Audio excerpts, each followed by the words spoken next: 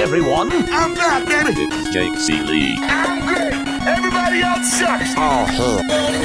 It's every nightmare I've ever had. Excuse me? It's time to check the link. Pretty crazy, huh? But it doesn't matter because none of this has anything to do with the show. You know what? You just made the list. Oh, wait, you serious? Let me laugh even harder. It's all in football. Sure, we talk about it all the time. Really? No.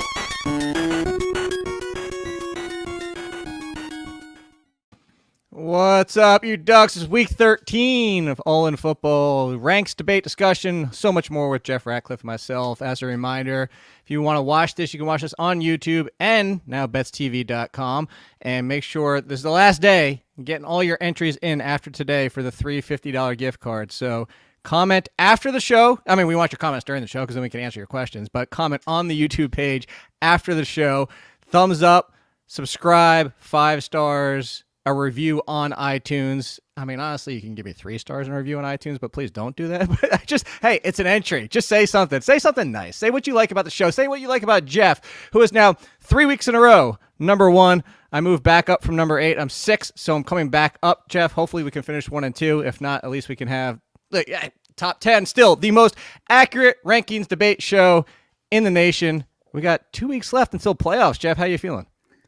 I'm feeling good. Yeah, it was a really weird week last week. I was, I guess, lucky to get by there, and keep that spot. But we get these every year. We get 3, 4, 5 weeks that are just different than what we expect. But I think you mentioned, hey, we have 2 weeks left in the fantasy football regular season. We are basically now in end game phase if we are playing a chess match against all of our opponents who are playing checkers. And one of the major paradigm shifts, I guess you would call it here, that we need to make at the end of the season. There's no more rest of the season.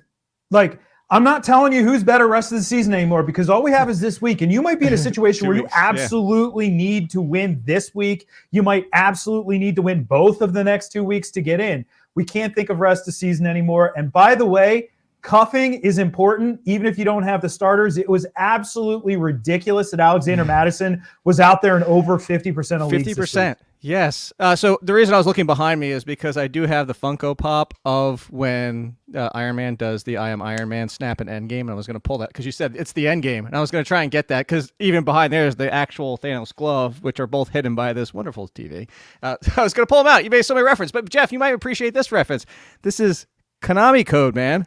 Konami code for football, which actually really isn't Konami code anymore because you remember, Jeff, years and years ago, Konami code was running quarterbacks. Now half the league is running quarterbacks. So we're going to find something new. What would be the new Konami code? Cordell Patterson? Debo Samuel. Yeah, it's positionless players. Yeah, positionless players.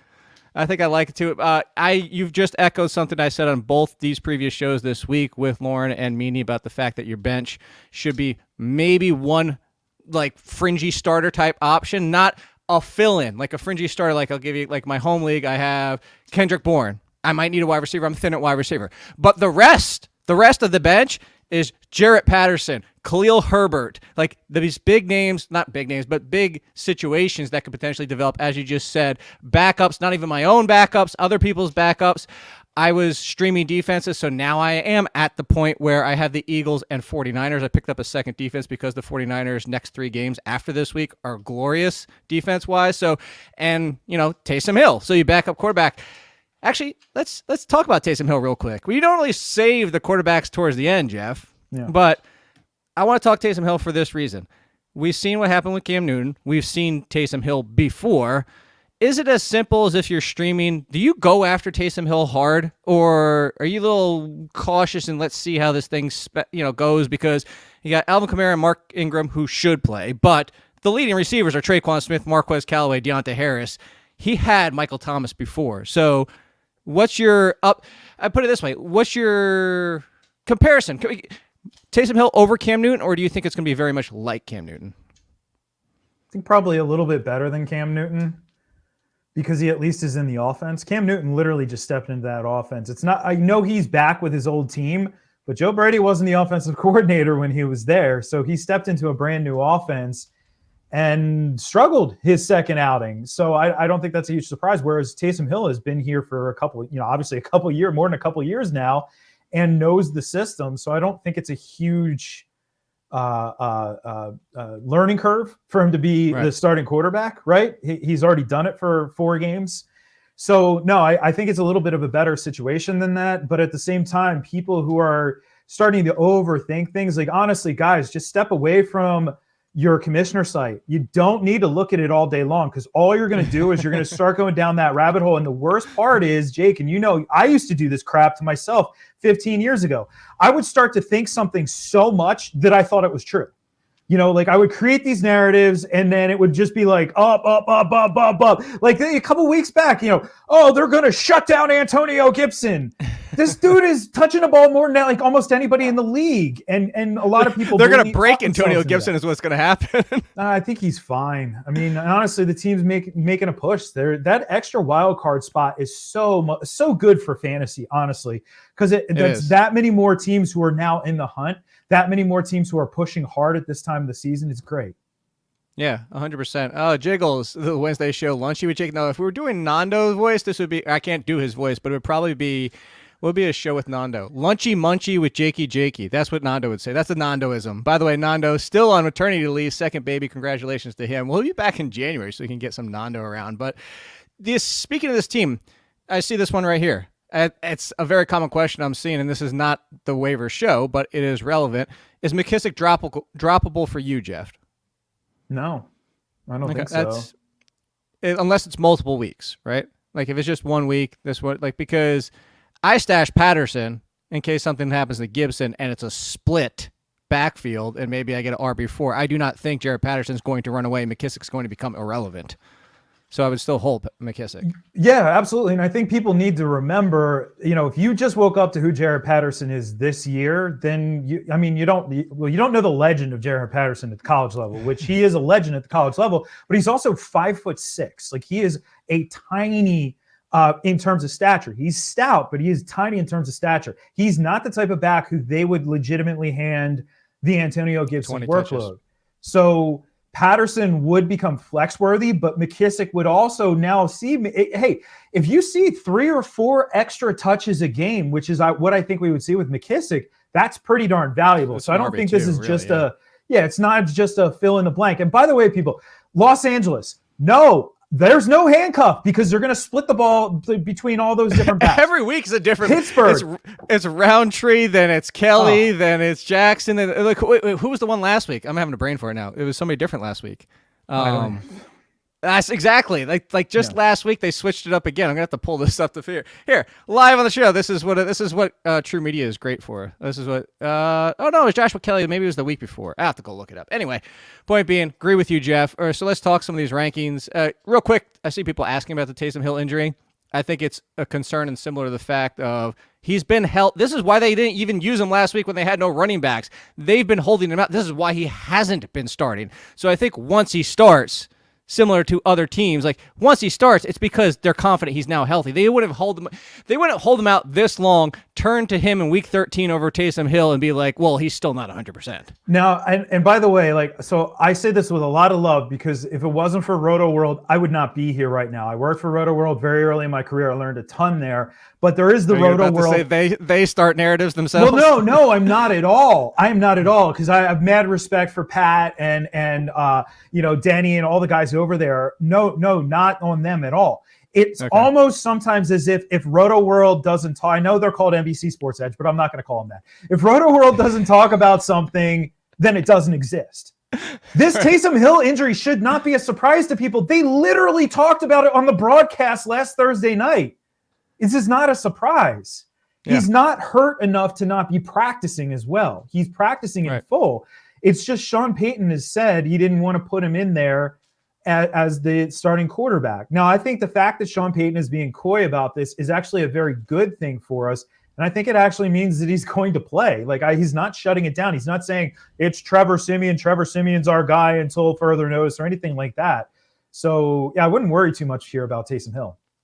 I wouldn't either. Let's stick real quick for everybody. Oh, I forgot the timestamp last week. Damn it. Hopefully I'll remember this week. This is what happens when you have a million shows and a million articles and a million rankings to do. Alvin Kamara, this is Thursday. That's why I was saying this Thursday Night Football.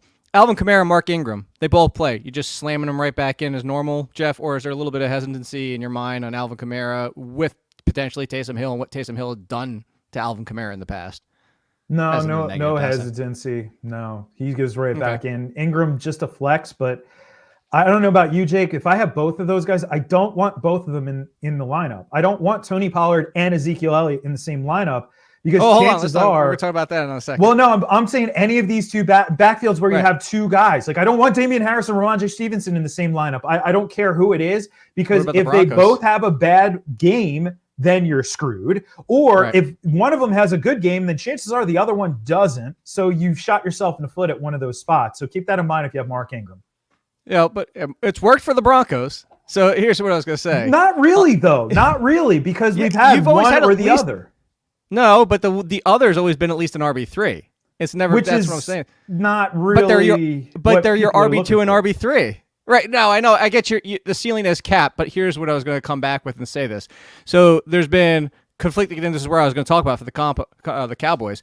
Immediately after the game, Zeke could be shut down for a week just to get him some rest. Yeah. Then 2 days later, we have the McCarthy COVID situation. Jerry Jones comes out. It's like, no, Zeke's just going to get, I guess Jerry Jones is filling in as head coach, but Zeke's going to get the entire workload, but Tony Pollard's been valuable. So on the waiver show, Jeff, I said worst case scenario, this turns into the Broncos. And they're both valuable RB2s. One of them probably finishing as an RB1 most weeks. But so if your Cowboys situation, if you had Pollard, this is what I was going to ask you. If you were starting Zeke and Pollard versus Zeke and Devin Singletary, wouldn't you still go Pollard? Or would you split it up because you really don't want to use both of them?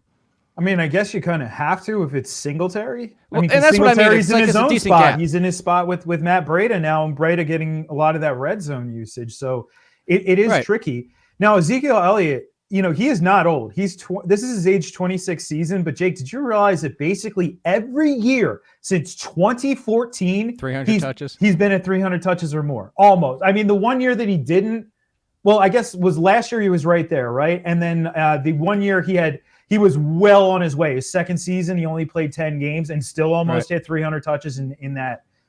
He's worn down. It's not a surprise that he's experiencing a chronic injury. Last year. Yeah, so he's right there. 300 touches, basically. And every year since on the flip 2014.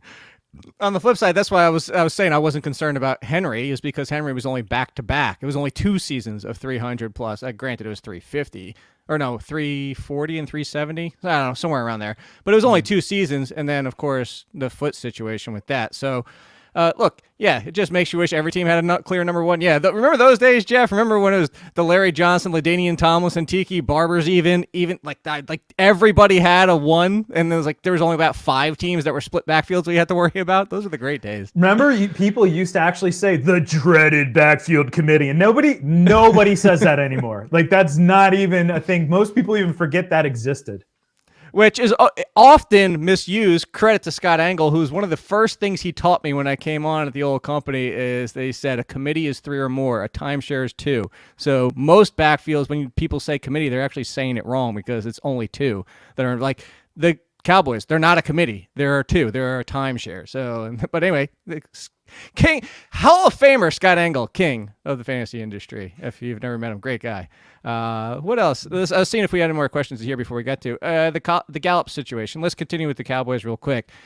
Amari Cooper could be out another week because he's not feeling great. This is before, so of course we finish at 3:00 and 3:05. We'll get news that Amari Cooper is either in or out this week because that's how things work. He is traveling with the team, so that news he's traveling with the team, so that's good. He's got a shot. He's got a shot of playing. Amari Cooper plays, you play him, no question. He's out, you play Gallup, no question. That's as simple as I can make that for you. Yeah, it's pretty straightforward. Okay. Then let's move on to the rest of the stuff. And Cedric Wilson is banged up too, by the way. So yeah, I think it makes it even more clear for Gallup. That Noah is Brown Cooper in your 14-team leagues. Oh, there you go. Get excited. Super excited. Saquon Barkley. So 2 weeks in a row, I was like, I don't even know how to transition to Saquon Barkley. 2 weeks in a row, he's been healthy. 2 weeks in a row, like he looked 100% last week. I love the percentages. How do you know that your thigh feels 57%? Like, what was the gauge on that? But we could use the eye test. We've watched enough football over our careers, Jeff, to say that the first week back, he looked like he wasn't quite 100%. If you want to say it was 90, 85, whatever. He looked there last week, but this offense has been killing him. So whether or not Daniel Jones plays, whether it's not Daniel Jones or Mike Glennon, that offensive line, the offense in general, is Saquon Barkley just an RB2 rest of season, but RB2 this week, an RB2 next week? They don't have great matchups, but it's not the worst schedule of what they're facing. Miami's more beatable against the run than they are outside to wide receivers. So do you think he's an RB2, or do you think if it's Barkley, and it doesn't matter if the offensive line sucks, Najee Harris, and that he can get back to being an RB1? I think he's got his problem is if those guys were healthy, if you had Shepard and Kadarius Toney out there, that would at least keep defenses honest. But I don't think they have to be honest. Kenny Golladay is not threatening anybody right now. Darius Slayton is a one-trick pony. Evan Ingram, they're not really nothing has changed, at least so far, with Freddie Kitchens. Man, that was going to be a glorious streamer last week, Jeff. He started 3 for 37, and then that was it. No. He was done. So while Barkley may rip off 1 or 2 long runs and look like himself, I think generally speaking, you're just going to see him bottled up. So yeah, I think RB2. And keep in mind, RB2 where, Jake, would it surprise you if this time next week we're sitting here talking and saying Saquon had 150 yards and 2 scores? No, probably not, but it also could be 15 for 40, 3 catches for 27 yards. Which we've seen a lot. Yes. Yeah. You know what I hate to say it, and the talent was disrespected coming out of the draft, and the talent was disrespected by his own head coach who did not want to use him. But I'm saying Saquon Barkley is basically James Robinson right now. It's just to what you said. Is that he could come out getting 15 for 40, or he could be, oh my God, James Robinson had another top 5 week, even though he's playing for a trash team. I'm not saying talent-wise they're the same. I do have him ranked. Be clear before everybody loses their damn mind. I have him ranked back-to-back. Yeah, you have an undrafted player compared to a top 5 guy. Wait, do I have a couple spots? No, I have him back-to-back too. Where do you have him? I have him 14-15. 13-14. Why do you love James Robinson and Saquon Barkley so much? No idea, man. No idea. I'm guessing you have Josh Jacobs behind them? I do. Josh Jacobs is the one that I have in front of them, so there's the difference right there. So let's continue. The Giants wide receivers.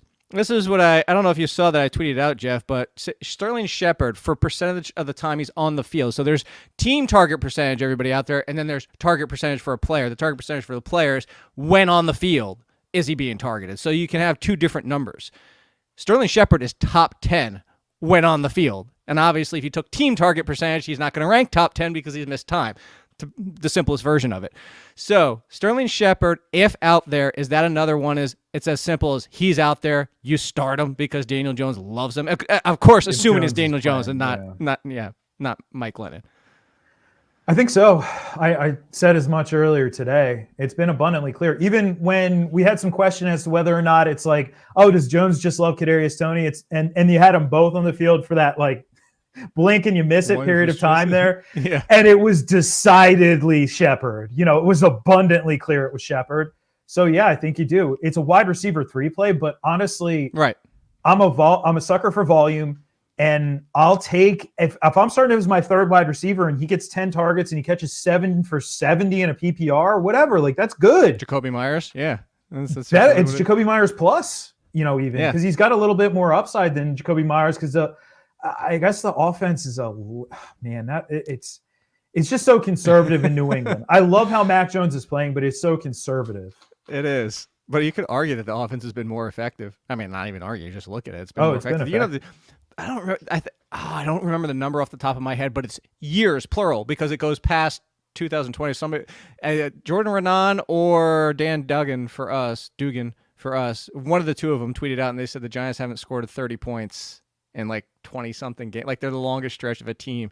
The Giants, that's including Texans, Jaguars, Jets. They haven't scored 30 points in like forever. That's just so absurd, especially when you look at the talent crop that's out there. Everybody, prayers and good wishes to Phil Mike. Finished up a job interview, and now he's coming to this. So I appreciate that, but hopefully you get the job that you were interviewing for. Jamal Williams is filling in for Deandre Swift. Speaking of what you said before, if your trade deadline hasn't passed, mine in my home league, and I'm only bringing this up to say, like, use it as an example, not like look at my trade. Our trade deadline is tomorrow, a week later than most, but it's also a keeper league. I traded away Swift and A.J. Brown, wonderful keeper prices, to get back DK Metcalf and Najee Harris, and I also threw in Elijah Moore because I couldn't wait. Because what you said, Jeff, earlier at the beginning of the show, there is no more rest of season. Rest of season, if I knew A.J. Brown was playing the final 4 weeks, Sure, I'd rather have A.J. Brown than DK Metcalf with how things go, but I can't afford to wait right now. Deandre Swift, AC sprain, potential multiple weeks. I cannot wait for Deandre Swift. So we know that. Is this Jamal Williams stepping in as a top 15 running back as we've seen before, or are you concerned that Jamar Jefferson's brief spot, getting on the field and showing some burst, that this is kind of a split with Anthony Lynn, who loves his split backfields? Is this the Jamal Williams like a 60-40 split, and he's just going to be kind of a mid to low, especially being in the Lions, RB2? Well, I think he is just a mid RB2 because I think you're getting probably 80 to 85% of Swift. Like if it was the other way around and Williams was out, I'd have Swift as a top 5 guy this week, especially in this matchup. Yeah, we just saw that. But the when you change things, flip it to the other side, Williams is capable enough in the passing game, but he's a bit of a plotter in the run game. To be fair, Jamar Jefferson, go and look at his testing numbers. I was actually surprised he had any burst whatsoever. He's a nice kid. I actually had him on my Sirius XM show, and I'm not trying to knock him whatsoever, but he's a very limited athlete. The testing numbers did not pop. So yeah, I think mid to front end RB2 for Williams is fair. And one other note here about this end game strategy, and I wasn't even trying to make a Marvel reference, but I'm glad I did. I was just making a simple chess reference.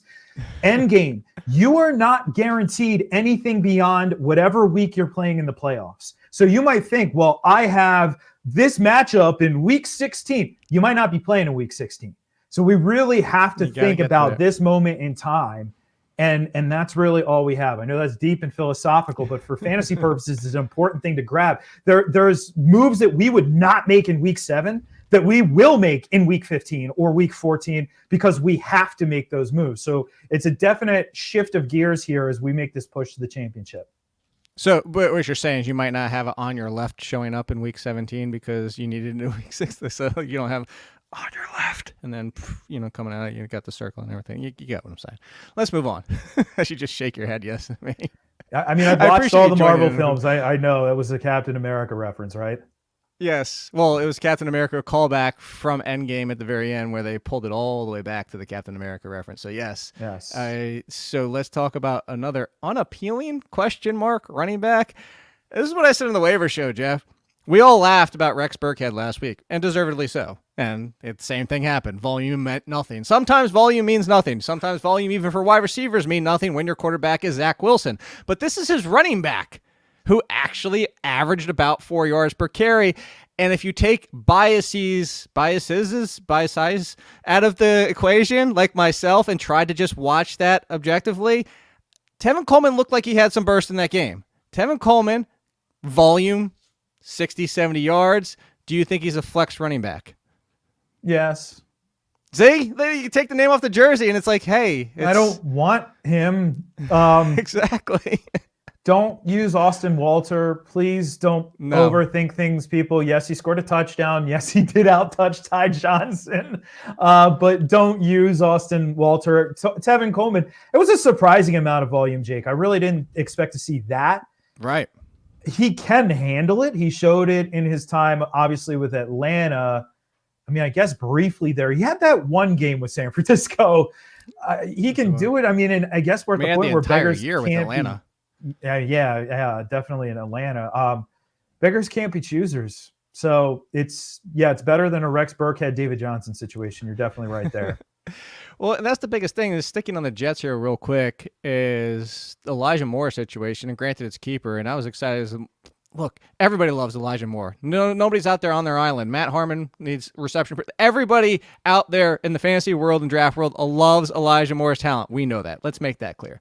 But what I said, Jeff, is that Elijah Moore has Zach Wilson. Zach Wilson, similar to what happened to Ty Johnson, came in and just ruined everybody outside of Tevin Coleman. Elijah Moore, Jamison Crowder, Corey Davis. I don't care if he comes back.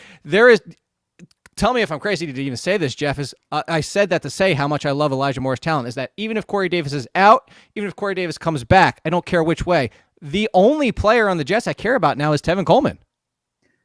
Yeah, I mean, two things, though. I mean, we have to give credit where credit's due. Not a lot of players can play in the NFL at 12 years old like Zach Wilson, so there is that. And also, we do have the new butt fumble. We had the back interception, so there was also that was wonderful. Hey, at least Ty Johnson was open. Did he call bank on that, or It was just not fun. Yeah, it's rough. I'm ranking Elijah Moore as a wide receiver 3 just because that's the midpoint. There were a couple games earlier in the year where Wilson had some decent enough passing numbers, so I don't want to just completely write him off. I'm not putting him in Ben DiNucci territory just yet. But at the same time, if Peterman. I'm ranking him at 30 or whatever I have, 29, 30, that means that, 14 is possible, but so is 60, so we just have to keep that in mind with Elijah Moore. I'm going to hold Elijah Moore for right now, give him the benefit of the doubt for another week, but not overly optimistic. Yeah, my biggest concern on top of it, too, is if there is no Corey Davis, he gets Darius Slay, which good luck with that as well. Sterling Shepard, Jacoby Myers over Elijah Moore? Sterling Shepard, yes. Jacoby Myers, probably not. Just because Kendrick Bourne is Kendrick Bourne is this is like the most lackluster. I'm trying to compare this.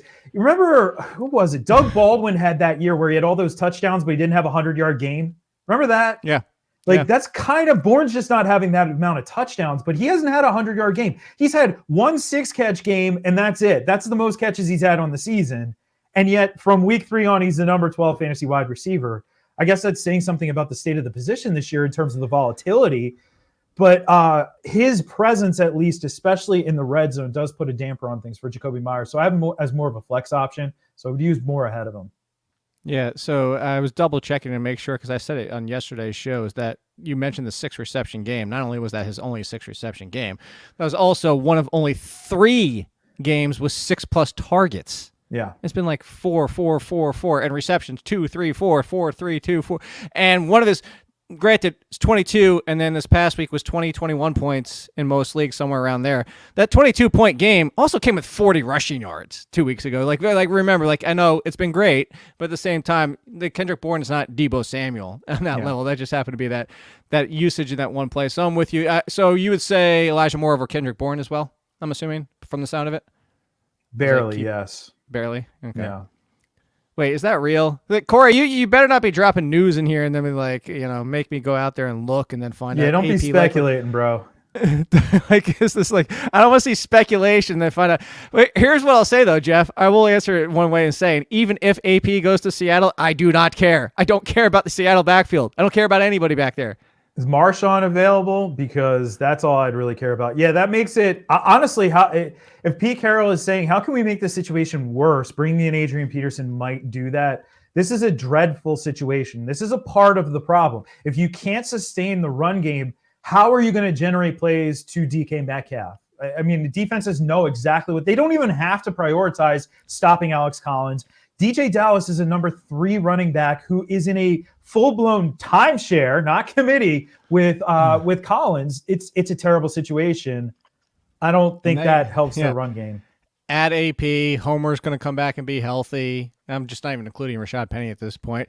I said this on the show yesterday, Jeff. Essentially, the Seahawks backfield, it's the Texans, just with a nicer team name. They're just better talent on the wide receiver side of things, too. Who, as you mentioned, teams are just sitting there bracketing the living hell out of DK Metcalf, and for good reason. That's part of the reason I was reluctant to even make that trade, because it's yeah, okay, can I say AJ Brown over DK Metcalf? No question, but I still have to wait 2 more games, so I can't wait. And then hopefully they figure things out, and Russ figures his thing out. So I will say this. This is another one we don't talk a lot about, quarterbacks. You benching Russell Wilson right now? Depends on what I have. Oh, of course. Or is if you're saying like Taylor Heineke, then no. But if you're saying don't you besmirch the name of Tyler Heineke? He balled out again last week. If you're saying Kirk Cousins, then yeah, he's on the bench. Derek Carr, yes, he's on the bench. Joe Burrow, Taysom Hill? He's on the bench. It's close. It's close. I probably would lean Taysom Hill. How about in the same game, Jimmy Garoppolo? No. I would not. I do expect another just massive workload for Elijah Mitchell. In fact, running back Deebo Samuel being out will actually help the cause there for Elijah Mitchell a little bit more. Elijah Mitchell, if they had the bet in Vegas, over under 24.5 carries. Oh man, that's a big line. I can't bet on an over on a 24.5 carry line. Give me 21.5 is big enough. I would. That's a huge line though. That's massive. but that's where he is. That's how ridiculous it is. Yeah. So and the passing game work too. I love it. I love every bit of this. And that's the fun. I said this. So as soon as the JaMychal Hasty thing went down, I said, "Oh, this is the opportunity for Elijah Mitchell." One, I wasn't expecting it to be this much, and then two, even last week, you saw the same thing I did. Every report, Jeff, was he can't catch the ball in practice with that hand. He's carrying the ball in only the one hand, and then he comes out in that game. It's like, what finger? I don't know. I'm catching everything. And so, sticking with you, just mentioned it. So no Deebo Samuel. There's a lot of people out there speculating Trent Sherfield, Juwan Jennings, blah, blah, blah. Here's my answer, Jeff, to see if you're on the same page. Don't care. Brandon Ayuk step up. And you know who got left out last week who's just going to take that role? It's George Kittle. I don't care about Jennings or Trent Sherfield because, one, you can't even start him this week because you have to see how it plays out. And then would you really trust him next week? And then Deebo's back anyway. Exactly. Those guys are perfect for player prop bets. If you're in a legal state, bet the over on whatever Juwan Jennings 25.5 or whatever it ends up being. They're not made for fantasy purposes. Maybe for DFS, but not season long. All right. We'll get two questions here quick. And you need two. Would you start Joe Burrow, Tua, and Heineke? Which two? Obviously Burrow, so it comes down to Tua and Heineke. Yeah, and they're close. What do I have this? Heineke's got Las Vegas this week. I'm assuming you're going to have Tua. Yeah, I do. I have Tua one spot ahead. There you go. I have Tua two spots in front. Tua spots in front of Heineke. I hate myself for that same. You got to go for it if you just Which commit to the defense? joke. We don't usually ask defenses a lot, Jeff, because defenses are as random as they get. But hey, it's what I see here. Bills, Miami, or Dallas this week? Miami. Against Daniel Thumbs or potential Mike Glennon? Very tall Mike Glennon. That's oh my! Is that those Egyptian neck things that they extended their neck? Did he do that in college or something? Then he put those on. I worked with Kyle Long last year, who obviously played with him at the Bears in Chicago, and Kyle used to always say, Mike Glennon, really tall, could see right over the line. And that was all. That was his whole comment on him. Really tall guy, see right over the line. That's it. That's all you got. He's going to dink and dunk. Mike Glennon, credit where credit's due. We can make fun of him all day long. That dude has made a lot of money being a backup quarterback in the NFL. A lot of money. So I'm not knocking that guy. But I will play the Dolphins against him. That's for sure. The backup quarterback where you barely ever play role in it, like Chase Daniel and stuff like that. Yeah, they're 30, 40, $50 million to never play and never get hurt and actually be able to walk when you're 50 years old. Kudos to those guys. I want to answer this one because there's a question in the question that I want to ask you. So the question first from Alex B is Shenault, Desean Jackson, or Shepard/Tony. I'm assuming we're going Shepard/Tony. So if it came down to Shenault versus Desean Jackson for you, Jeff, do you have a preference there after what we saw from 1 week with the Jags? We joked about it. I joked about it in all three shows last week, Jeff. You remember I said, watch. It's not even going to be Shenault. It's going to be Laquan Treadwell and Tavon Austin. Laquan Treadwell was out there the most, ran the most routes. I'm not saying go crazy for Laquan Treadwell, and no, Tavon Austin was out there for 12 routes or something like that and caught the touchdown. But Shenault did get a lot of use. The problem is Shenault's use only in 3 wide. So Shenault versus Desean Jackson, because the underlying question I wanted to ask you, Jeff, is are we concerned, or not concerned, are we interested in Desean Jackson because he's still playing 4th right now in snaps? Did Urban Meyer somehow recruit Laquan Treadwell way back in the day? Did he? Because there's got to be some kind of connection there. I guess Desean Jackson. I just can't use Laviska Shenault, but I don't love Desean Jackson because you know exactly the profile. And in an ideal world, look, Desean Jackson is like a top 30, you would hope, because that would mean that his ceiling is a wide receiver 1 and then his floor is like a wide receiver 7. And I have him ranked at 45. So what does that mean? His ceiling is a back end wide receiver 2 and his floor is 0, where'd you say you had him? 45. Why do you love Desean Jackson? I guess I'm pushing all in. Maybe I should push him up a little bit. I have him behind Allen Robinson and Tim Patrick, so I'm not quite top 45. But my biggest concern is the snaps. I have him behind Timmy Patrick as well, but I have Timmy Patrick at 44. Okay. Do you think that Desean Jackson potentially gets past Brian Edwards in the deck? Because he's not getting past Hunter Renfrow, obviously. But do you think he can get past Brian Edwards for snaps and routes? Because then I'd be more likely to rank him around 40. That's my biggest concern right now, is just the opportunities. I just think that there's going to be slightly more targets available. Foster Moreau is fine and dandy and all, and if I had Darren Waller, I mean, hey, he's a prime streamer, but 1 or 2 extra targets, throw those targets downfield. That's what I'm looking at in this one. But, again, this is a ceiling floor midpoint ranking that is acknowledging the floor is very, very low with him. We know the floor. I don't think it's a matter of 13? passing those guys in terms of snaps. It's, Desean Jackson's the type of player, if he's on the field, there's a good chance he's going to be targeted with this offense, the way that you figure. So he doesn't even have to play as many snaps as Edwards to have some decent value. Yeah, and speaking of people asking about Darren Waller, no, the easy answer is Foster Moreau. That's the fill-in. Yeah. 100% of the snaps, the game that Darren Waller missed, 100, and he played the most snaps out of anybody, again, including every wide receiver again last week, even though Darren Waller started that game and was out there for about half of it. So, there was a running back I did want to ask you about, to go back to running backs real quick, Jeff. Are we doing Matt Breida? Are we finally doing a Bills running back? Or is it just like, stop the madness, it's the Bills running backs? Well, Singletary's still the lead back, but I actually think that the usage, well, from a snap standpoint, right, it was... Right. Matt Breida ran the wrong way on a screen and then got benched for it and then came back later and then got the touchdown. So they forgave him mid-game at least. He's in a great setup. He doesn't have to play 50 snaps. He's in an explosive offense that there's numerous weapons. He's not the only show in town. It's not a team that's like on their last legs or anything. I think it's a great spot for him to actually be a flex value. Now, keep in mind, though, again, we always talk about this, know who the player is. No, it's Matt Breida. It's not a guy that you set your watch to 15 touches with. He's a guy who certainly has upside. He's going to be using the red zone if they get the opportunity to do so, but he's just as likely to have a game where he has 5 carries for 8 yards and a catch for 12 yards as he is to have games like we've seen the last couple weeks. It's just where I am. That's why he's a flex option. I'm with you. All right, so, everybody asking about Antonio Brown. Fine, we're going to get to it, because I was going to ask you about the Buccaneers, because, Jeff, this is it's a one-for-one. It's a very simple situation. We know Mike Evans, Chris Godwin, even coming off that game, are fringe wide receiver ones, both with no Antonio Brown. That's simple. If Antonio Brown comes back, Jeff, how would you rank the 3? Because we had this discussion earlier this year, and Antonio Brown was actually the number 2 in consistency. He was actually the number 1 value. He was producing the most. It's just was consistent. It was like Jacoby Myers value. It was like you would get the Mike Evans.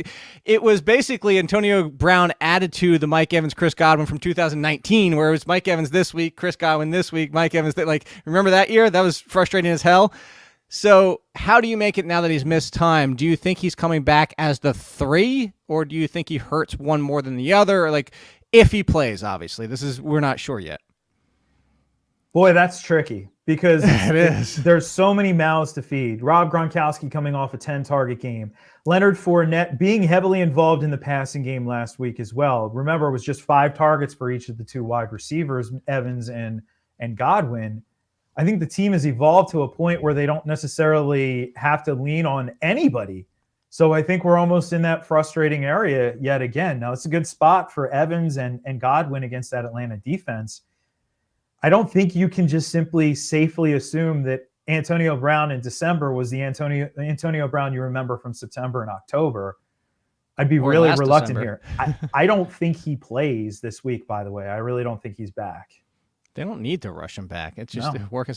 And as Gronkowski, the wonderful nickname, Lenny Fournette. That's his damn name, dude. That's not even a nickname. Just because you paused with the 4 doesn't make it a nickname. Did you see that TikTok, Instagram video that he did? He was like, I got the new nickname from Lombardi Lenny. It's Fournette. I'm like, dude, thanks. That's the best you could come up with.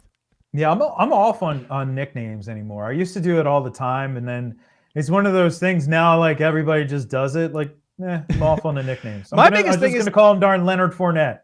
I was like, I don't know there's nicknames so watch every single game, but when you watch it and you watch the condensed version, you also don't get all the talk, so you don't get all the local so you don't even catch all the nicknames. And then teams that follow people that follow teams have nicknames, and somebody will be like, should I start nickname versus nickname? And I'm like, I don't even know who one of those guys is.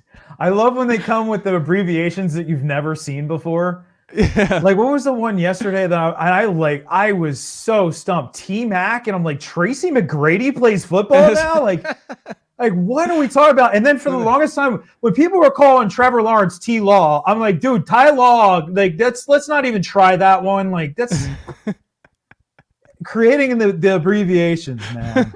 should I start Steffi Shovel this week? I don't even know. What is that one? Stephon Diggs. Oh my I don't God. know. I'm just making crap up at this point. Yeah, that was like the Bobby Trees. Like, dude, it's not even a good nickname. I don't know. How about post cassette tape small fluffy animal? Yeah, like MP3. CeeDee Lamb. That was like somebody calling him Samsung Michelle. I never even saw that one. Yeah. I will say, I do like it. And I will continue to use Pat Air Fryermuth. I will say that. I said it on national TV in honor of you. I said it on CBS Sports Network. Oh, look at that. I love you, Jeff. This is why Jeff's the best. All right, so let's talk about two guys we don't have to worry about. Van Jefferson and OBJ. We did deal with his nickname because people at the beginning wanted to call him ODB for Odell Beckham because like the rapper. But so Van Jefferson and Odell Beckham. We kind of had the conversation. We were pretty much in agreement is that boomer busty wide receiver threes. They both hit. Mm-hmm. Is it potential that they're both wide receiver twos going forward? Rest of the season, Jeff? Or do you think that was just, hey, it was a big passing week. That was the best we're probably going to see from them combined? I think that's probably right. And the important thing is Odell played all but one snap. So he's out there the entire game. If I had to choose one for the remaining 2 weeks of the season, it's still Odell Beckham Jr. And I was very encouraged by that because I was hoping to see like 3/4 or more. The fact that he's out there the whole time, the fact that Stafford's seemed to riff with him pretty well, all of it, it's positive. And we're in the honeymoon phase. That's the most important thing for fantasy purposes because I know people want to find a reason to doubt Odell Beckham Jr. I get it. I get why fantasy owners or fantasy players don't like him. But at the same time, we have a lot to like down the stretch. So I would prefer him. I'm not getting rid of Van Jefferson by any means because that is a heavy 3 wide receiver offense. But Beckham just slightly. I think they're both wide receiver threes, though. All right. And I think I'm on you with that one. I don't know. There's something I just feel like Van Jefferson just feels so... I don't know if maybe I'm a sucker for Van Jefferson, but I think that if we knew... The biggest thing is if we knew Odell Beckham was going to be 100%, because even on that one play, he kind of like got gimpy towards the sideline. I was like, oh my God, here we go. Like Odell Beckham, like already, like seriously, like we finally get Odell Beckham.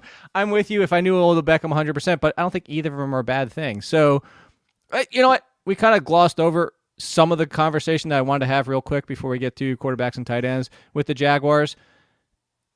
Do we care about any of them at this point? Because Marvin Jones, if he doesn't score, doesn't matter. Laviska Shenault, we can't trust. Again, as we just mentioned, Laquan Treadwell lead out there is the one we don't trust. Laquan Treadwell. Watch Laquan Treadwell be the best scoring wide receiver for the Jaguars the rest of the way. But the point being is, do we really care? Like, this is just, it's not even shooting fish in a barrel. It's like going into the middle of the ocean and trying to shoot fish with a bow and arrow, honestly.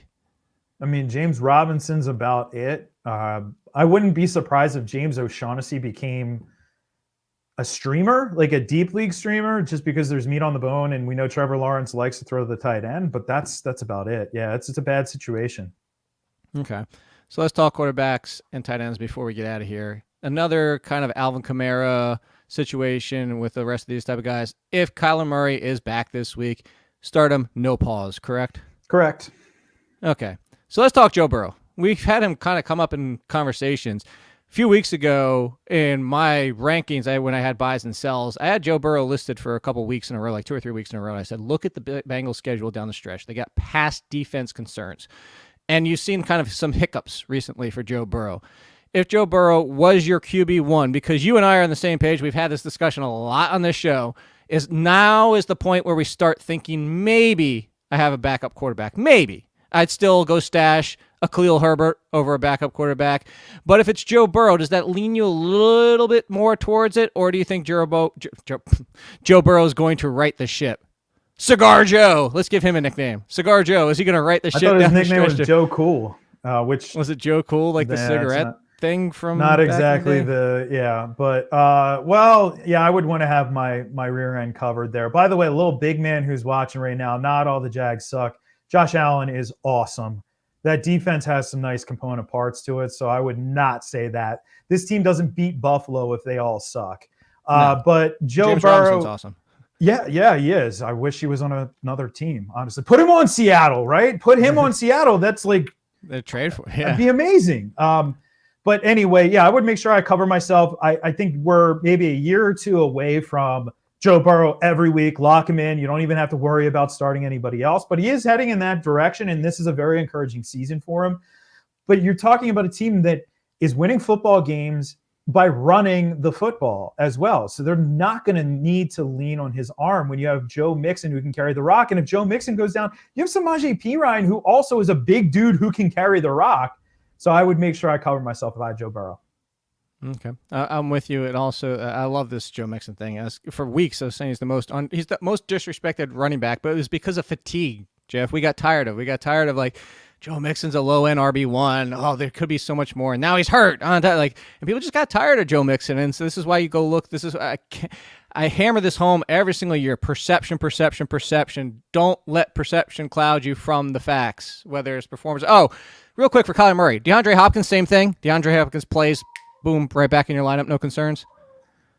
Yeah, but with the expectations that he's not an elite level wide receiver for fantasy, right? He's more of a mid-range or a fringe wide receiver one. If in the best case scenario, probably more of a front end wide receiver two. Okay.